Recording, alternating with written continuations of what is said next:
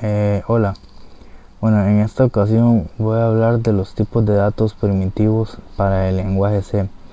Todos los lenguajes tienen tipos de datos primitivos y a partir de ahí se comienzan a construir estructuras de datos.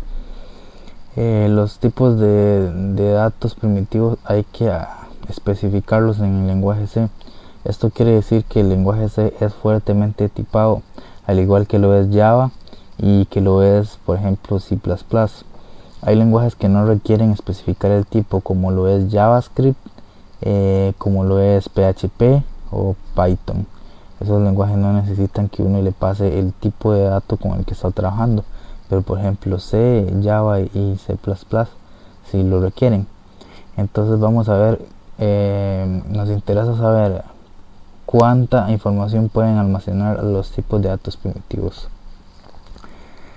En el caso de C tenemos algo interesante. Tenemos siempre la certeza de que todos los tipos de datos son numéricos. Esto es cierto para todos los lenguajes de programación, pero en C la verdad es que casi todos los tipos de datos parecen ser números, pueden ser tratados como números. Lo único que nos limita es el espacio que puede ocupar cada uno de los tipos de datos. Vamos a aclarar una cosa. Un byte equivale a 8 bits. 8 bits es esto: 1, 2, 3, 4, 1, 2, 3, 4.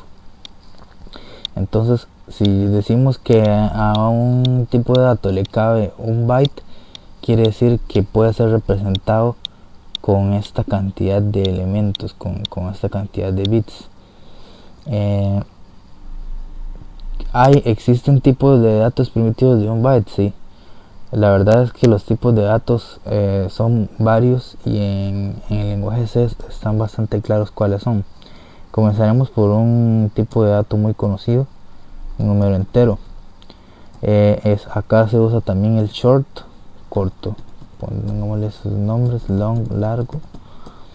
Luego tenemos, estos son los números enteros, podría decirse.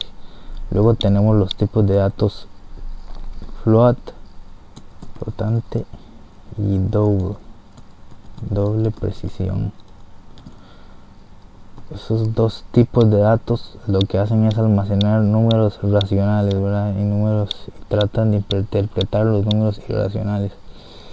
Después, aparte de estos 5 tipos de datos numéricos, tenemos un tipo de dato que permite almacenar un carácter, que a la vez es también un conjunto de bytes.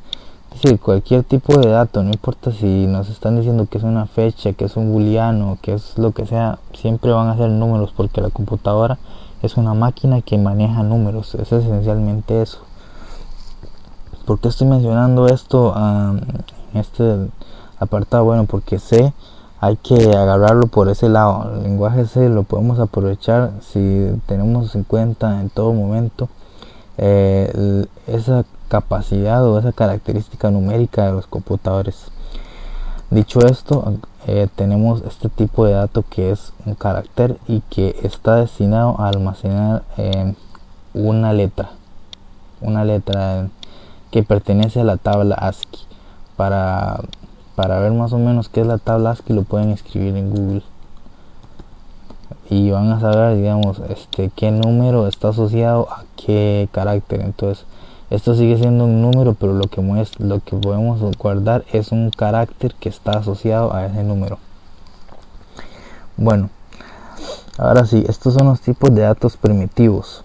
Cada uno tiene un tamaño, pero realmente no sabemos con certeza cuál es el tamaño. Entonces, para saber el tamaño de estos elementos, pues tenemos que utilizar la función sizeOf. Entonces, por ejemplo, si yo pongo sizeOf entero, aquí lo que yo le estoy diciendo al programa es que esto es el tamaño